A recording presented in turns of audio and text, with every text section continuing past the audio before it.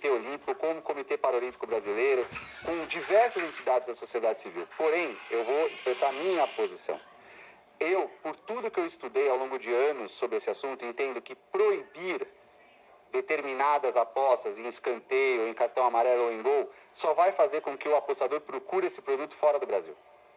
Nós vamos perder a arrecadação, vamos perder ainda mais. Se a gente simplesmente proíbe, a gente perde a capacidade de combater a fraude. E a fraude pode estar acontecendo em sites fora do Brasil. Minha posição não é a proibir, num contexto geral, filosófico. Minha posição é investir em tecnologia, investir em inteligência, investir em sistemas, investir em monitoramento para coibir a fraude e não cortar o produto. Não cortar o produto, porque esse é um produto importante para os operadores. E os operadores, a gente precisa fazer com que no Brasil isso seja um mercado regulado, mas um mercado que subsista, que fique em pé. Um mercado que gere proveitos para a economia, que gere arrecadação para a gente investir nas prioridades do governo. Saúde, educação, saneamento básico e tudo que o governo precisa prover para a população.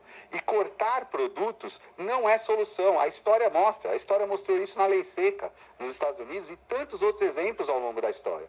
O que a gente precisa é monitorar, o que a gente precisa é investir em tecnologia e inteligência para combater a fraude. E não simplesmente cortar o produto por conta da fraude. Esse não é a minha forma de ver. Mas como a gente vai criar um grupo de trabalho e democraticamente ouvir todos os agentes que vão participar, eu me submeto àquilo que vier de estudo, de ciência, né? A gente acredita muito na ciência. Tudo que vier de estudo, de ciência, para conseguir, se for o caso, entender por que seria proveitoso simplesmente cortar os produtos das plataformas de aposta. Mas eu confesso a você, meu posicionamento hoje é no sentido de manter, fiscalizar e ser eficaz na fiscalização para evitar a fraude. Não simplesmente cortar e apostar num sistema que a gente chama paz do cemitério. Você proíbe tudo, não acontece mais nada, mas as coisas continuam acontecendo clandestinamente.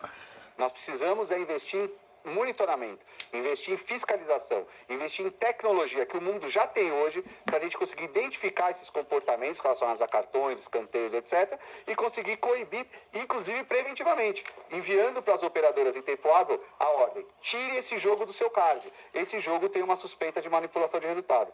Esse é o cenário ideal que eu acho que a gente tem que buscar. Mas volto a dizer, haverá um grupo de trabalho e é claro que democraticamente nós vamos ouvir todas as posições sobre isso com a urgência que o caso demanda. Bianca, com você.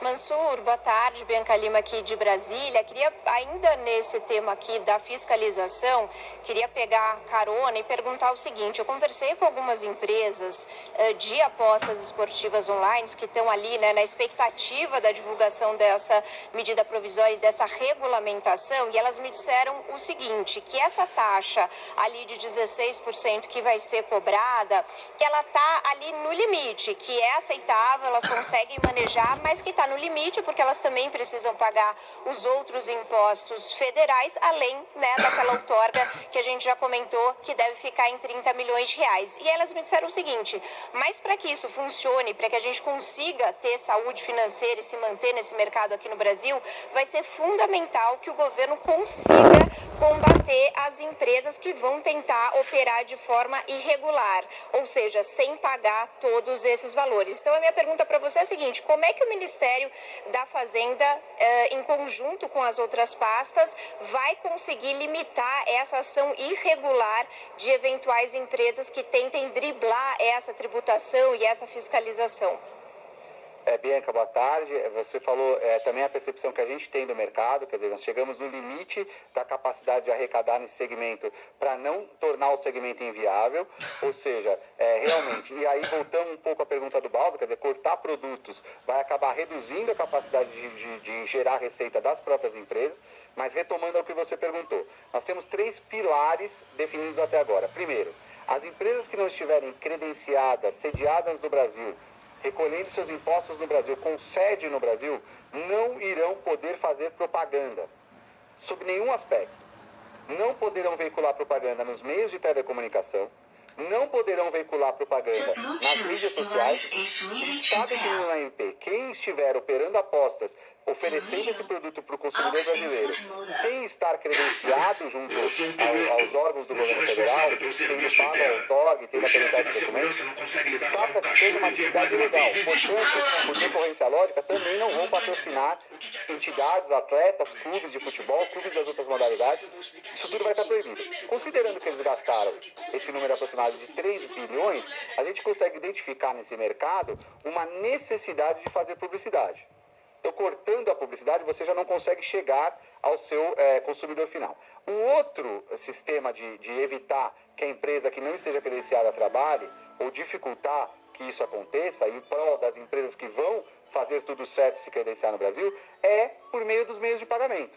Hoje, o sujeito tem uma facilidade enorme de empresas que estão com IP fora do Brasil realizarem um PIX para sua conta imediatamente depois que o sujeito ganha determinado valor. Com essa parceria com o Banco Central, nós vamos credenciar os meios de pagamento, fazendo com que o apostador que queira usar uma empresa que está fora do Brasil tenha que abrir uma conta fora do Brasil. E a gente está trabalhando com um público que majoritariamente é entre 18 e 29 anos. Claro que tem em todas as idades, mas majoritariamente é esse. Então, não necessariamente são pessoas que vão ter uma facilidade de abrir conta fora do Brasil. Depois, nós vamos também fiscalizar as remessas para o Brasil. Ou seja, nós vamos criar todos os meios para que não seja realizado o pagamento dessa aposta para quem estiver utilizando um serviço ilegal, que é a aposta realizada com empresas que não estão credenciadas no Brasil, a partir do momento do prazo que a gente der na regulamentação para as empresas se credenciarem no Brasil. Então, e o terceiro, que esse é onde a tecnologia está ainda correndo um pouco atrás das operadoras clandestinas, é a própria derrubada do site. Nós não desconsideramos a possibilidade de derrubar os sites de aposta que estejam realizando atividades ilegais no Brasil. Não são sites informativos, não tem nada a ver com liberdade de expressão, antes que se entre nessa discussão, mas são empresas que estão oferecendo um serviço proibido no Brasil. O serviço de operação das apostas esportivas, ele é privativo das empresas que estiverem credenciadas no Brasil. Logo, se você está oferecendo esse serviço sem estar credenciado no Brasil, você está cometendo uma ilegalidade. E você vai ter, o governo federal, disse isso na Câmara, vou dizer de novo, não duvide da capacidade do Estado brasileiro de fiscalizar e não permitir que uma atividade ilegal seja realizada no Brasil.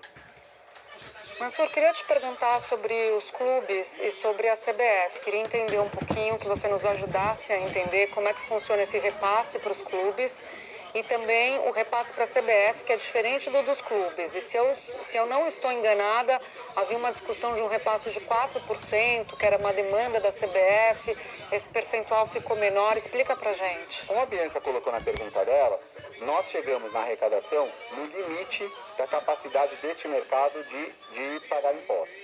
Com isso, nós buscamos o número que é o número da Inglaterra, que é o 15% do GGR. O que é o GGR? É aquilo que sobra do operador depois que ele paga o prêmio e depois que ele paga os impostos que são de todas as pessoas jurídicas. O imposto de renda, o PIS/COFINS e ICMS nos estados e o ISS nos municípios. Aí sobra um valor. Esse valor, ele é dividido, no nosso caso aqui do Brasil, ele vai ser 16% para as destinações e 84% é o valor que o operador recebe, que está nesse limite que a própria Bianca comentou. Desses 16%, nós temos 2,55% que foi dado pela lei de 2018 para o Fundo Nacional de Segurança Pública. E é prioridade, 2,55% do Fundo Nacional de Segurança Pública. 0,82% é para a escola fundamental. Ou seja, não está em discussão. E 10% é para a Seguridade Social, para que a gente arrecade o suficiente para manter os programas sociais, que são também prioridade desse governo.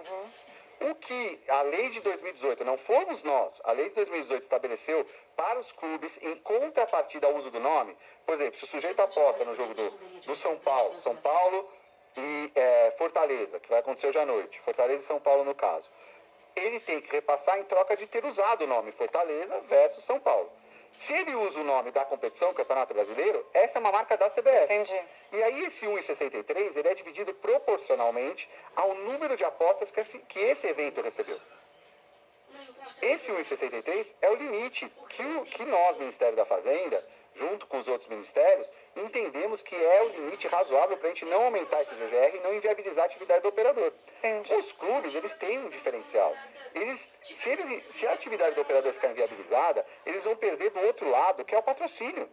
Eles recebem o patrocínio do operador. Então, se a gente não tiver um mercado forte, consistente, a gente vai acabar diminuindo a verba de patrocínio dos clubes e da própria CBF, que também recebe patrocínios. Então, essa é a lógica, essa é a dinâmica do diálogo com a CBF e do diálogo com os clubes. Vocês não podem exigir um valor que seja impraticável, inviabilizando o negócio do operador, porque vocês têm ainda aqui, a segurança pública não tem patrocínio de casa de aposta, a educação fundamental não tem patrocínio de casa de aposta, a seguridade social idem. Vocês ainda têm uma outra fonte. Então, se vocês estão muito preocupados se vai ser 1,63 ou um pouco mais que isso, talvez vocês estejam inviabilizando a sua possibilidade, a sua capacidade de receber patrocínios. Ainda mais, Júlia, é muito importante falar isso, nós temos empresas, por exemplo, o mercado norte-americano, ele não entra no Brasil porque o mercado brasileiro não era regulamentado. Agora será. Então nós vamos ter novas empresas de aposta concorrendo pelos patrocínios. Então vai aumentar esse mercado. Então os clubes e a CBF que fazem, entregam o conteúdo para as apostas, elas têm esse 1,63 assegurado por lei, mas elas também têm a capacidade de negociar o patrocínio. Então, a viabilidade financeira para eles, ela depende da gente viabilizar a viabilidade financeira do mercado como um todo. Nós não podemos inviabilizar o mercado, porque senão eles vão perder o patrocínio. É isso que eles precisam entender. E eu acho que nenhum clube, nem a CBF, querem que este governo tire da educação fundamental, tire da segurança pública, tire da contribuição à seguridade social, para aumentar um pouco mais a fatia dos clubes e confederações que podem receber na forma de patrocínio. Então, esse 1,63 é um rateio que envolve os clubes que tiveram as apostas, mais o campeonato, que é a entidade que organiza, que é a CBF. Copa do Brasil, Campeonato Brasileiro, e aí nos estaduais, as federações estaduais, e isso para o futebol, para o basquete, para o vôlei, para o tênis, para todas as modalidades. Legal. Bausa? Mansur, a minha pergunta é se essas últimas denúncias que surgiram, né, esse escândalo envolvendo agora, tem a suspeita de vários jogadores participando desse escândalo, inclusive jogadores de clubes da Série A, se isso fez com que vocês modificassem alguns pontos ali do texto, endurecendo a fiscalização, se isso ainda vai ser feito, porque o texto ele pode ser modificado, inclusive pelo Ministério da Justiça. Eu queria entender se essa perspectiva de mudar alguma coisa diante das notícias que a gente vem acompanhando. No que diz respeito ao texto da MP, não. Certamente não. Ela estava sendo estudada há 5 meses.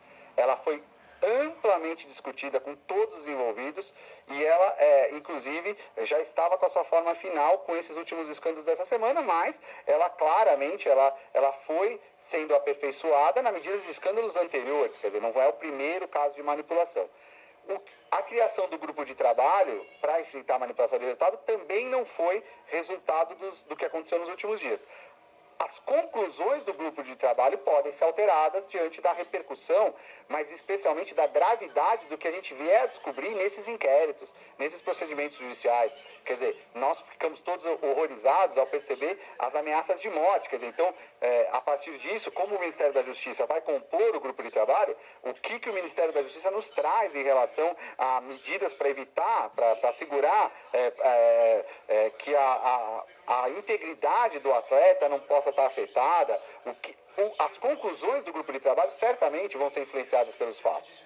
Certamente, mas a ideia de criar o grupo de trabalho e a ideia da edição do MP, a edição do MP vem desde a transição. Quer dizer, que nós deveríamos suprir essa omissão do governo anterior e regulamentar as apostas esportivas do Brasil, vem desde a transição.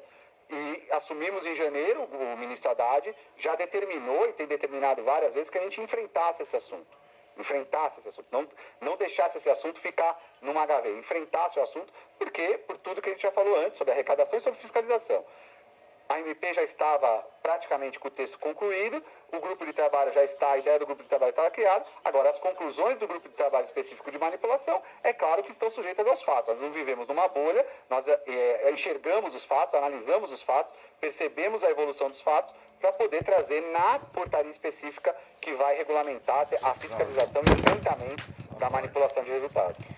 Tá ótimo, Mansur. Muito obrigada pela participação aqui, explicando para a gente todos os detalhes da medida provisória. Agradeço também a Bausa, Bianca pela participação. Tiago, com você, vamos seguindo aqui em frente. Oi, Júlia, vamos falar um pouco sobre um dos principais motivos, ou um dos motivos também de boa parte dessa conversa, que é o esquema ilegal. Foi descoberto o esquema ilegal de apostas esportivas. Esse esquema vai ser investigado pela Polícia Federal. esses acordos entre os criminosos e os jogadores para fraudar as apostas vieram à tona numa operação do Ministério Público de Goiás. Até agora, já são 16 acusados e jogadores foram suspensos, afastados dos seus próprios clubes. Há muita suspeita de um envolvimento de outros jogadores. Então vamos chamar o Vinícius Leal, que vai explicar para a gente mais aprofundadamente como esse esquema estava funcionando. Vinícius, e quais as consequências até agora? Boa tarde para você.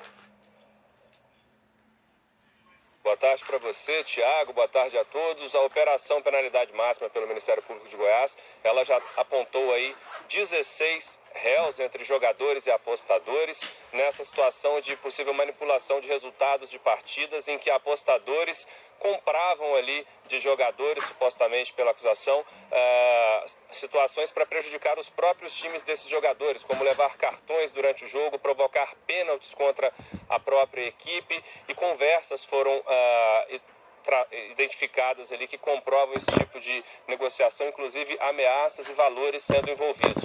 Os alvos é o empresário Bruno Lopes, que é apontado pelo Ministério Público como líder dessa organização criminosa, justamente por manipular os resultados das partidas, segundo o Ministério Público. Essas conversas, elas foram reveladas e elas falam a respeito de 13 partidas de futebol, 8 do ano passado no Brasileirão Série A, uma da Série B do ano passado e 4 já de estaduais deste ano. 16 réus até o momento, 7 deles jogadores, os outros 9 apostadores. O que chama a atenção agora nesse momento também entre os jogadores é o zagueiro Eduardo Bauerman do Santos, é o único desses que atua hoje na Série A, porque conversas entre ele e o apostador mostram que ele foi ameaçado depois que o apostador cobrou dele não ter levado o cartão em 2 jogos. Isso seria relativo a 2 partidas do Brasileirão no ano passado. Tem até uma frase em que o apostador, na conversa com o celular, pergunta para ele por que você não deu uma cotovelada. 8 jogadores já foram afastados nesta 5ª rodada, agora em andamento do Brasileirão. O Fluminense retirou o zagueiro Vitor Mendes, Cruzeiro afastou o volante Richard, o América vetou o lateral Nino Paraíba, lateral esquerdo Pedrinho, meio campo Brian Garcia do Atlético Paranaense, Maurício do Inter não entraram em campo ontem no jogo entre as duas equipes. O Coritiba afastou Aleph Manga e o Trindade, que não jogam hoje contra o Vasco. A CBF divulgou uma nota em que diz que vai apoiar as investigações, não cogita suspender o Brasileirão e defende punição veemente aos jogadores envolvidos na fraude. Eles que podem responder na justiça comum pelo crime e também na justiça desportiva. Penas que vão aí de suspensão, multa, em caso de reincidência até...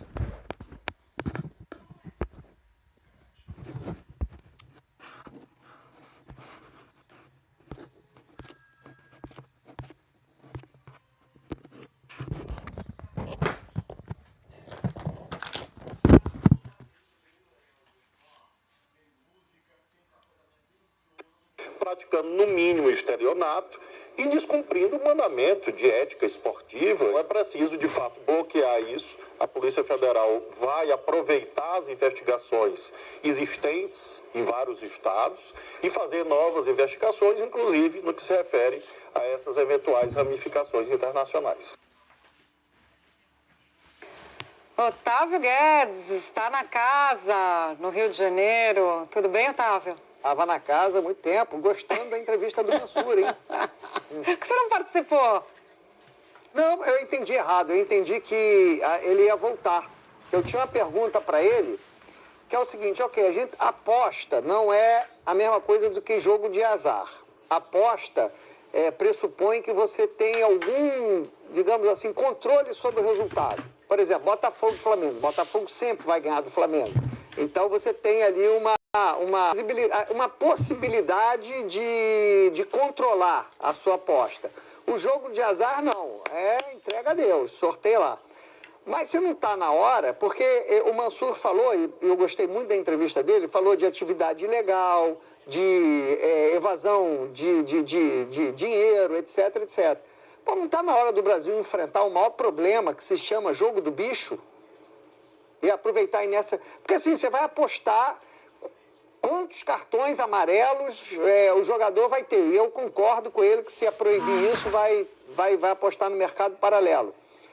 E aí você não pode apostar na borboleta? Quer dizer, a única coisa que não pode é apostar na borboleta.